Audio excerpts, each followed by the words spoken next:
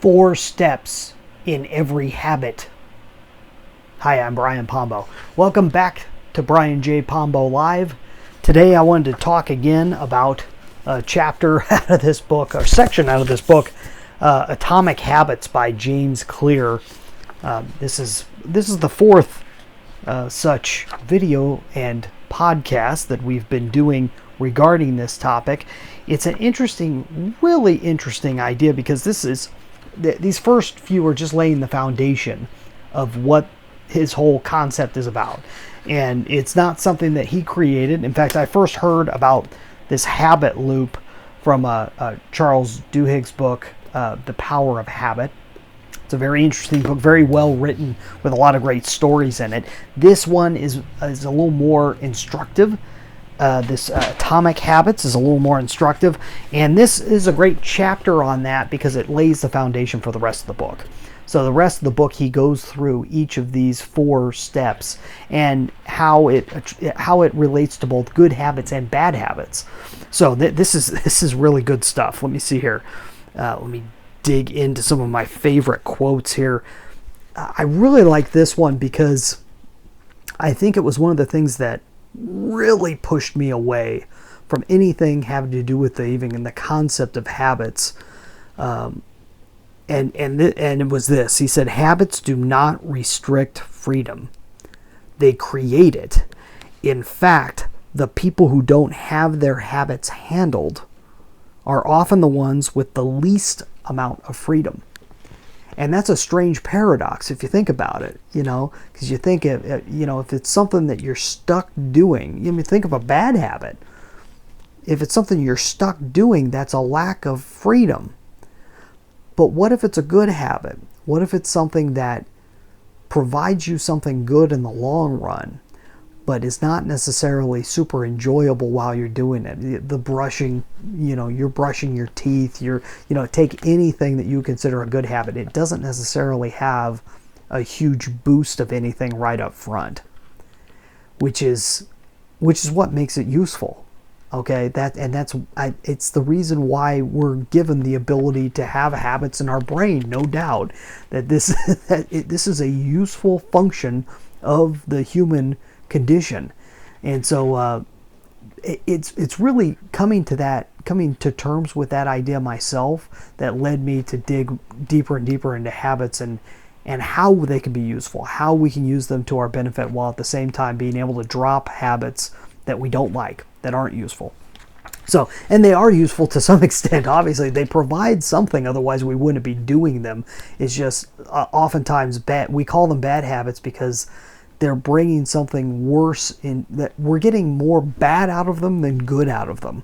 And so let me go on here. There's a whole lot that I went through that I'm not going to cover here, but the main thing I want you to look at is the habit loop. The habit loop starts with a cue, and then goes to a craving, and then a response, and then a reward. And then the idea is that the cue, the first step, ends up getting connected with the last step. And so that when you get the cue, when you get the thing that leads you into the process of the habit, you're relating it to the reward, where it's instantaneous. You don't even think about it, but even your brain begins to react as if it were getting the reward in the long run, which is the really interesting thing as they've studied this. You can go on and on about these things, and he does. The whole rest of the book is based off of this, and I'm not going to spend time on every single chapter. I'll give you a piece out of every section. So he has sections of this book tied into what he calls the laws that are built off of these cues. So not these cues, but these steps.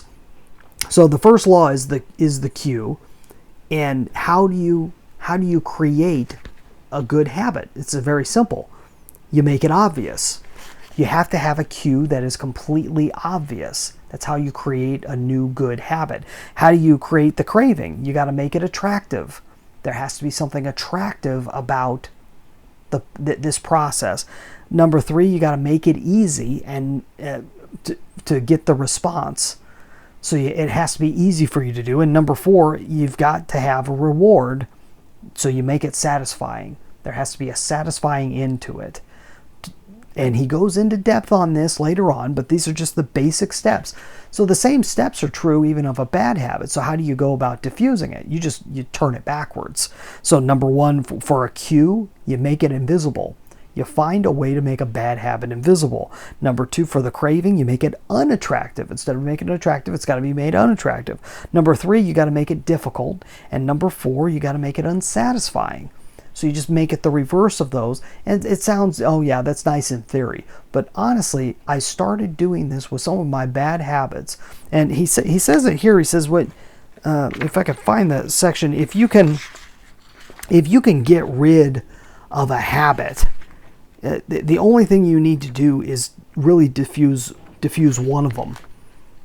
That's all you need to do. One of those things needed to be diffused in order for a habit to start breaking down.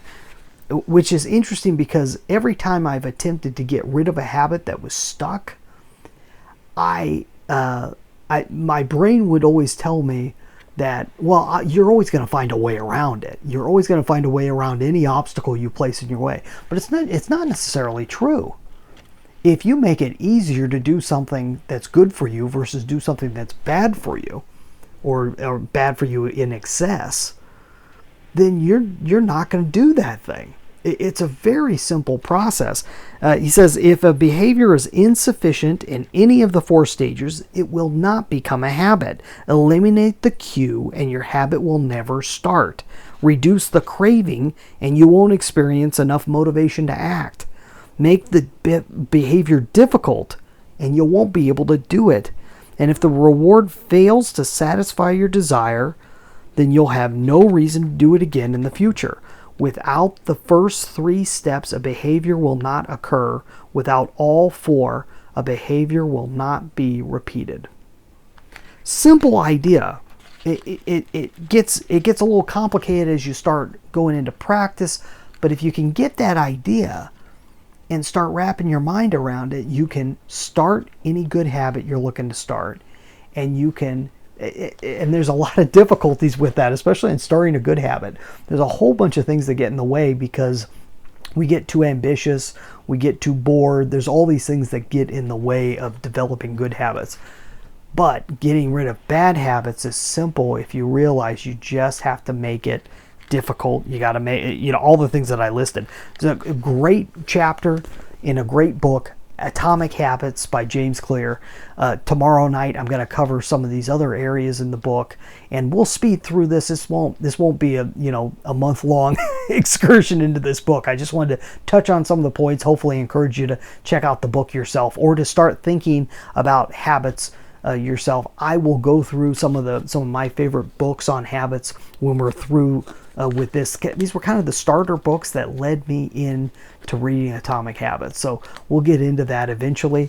In the meantime, I'll see you tomorrow. Go check out my book, 9 Ways to Amazon Proof Your Business. Get a free copy at AmazonProofBook.com.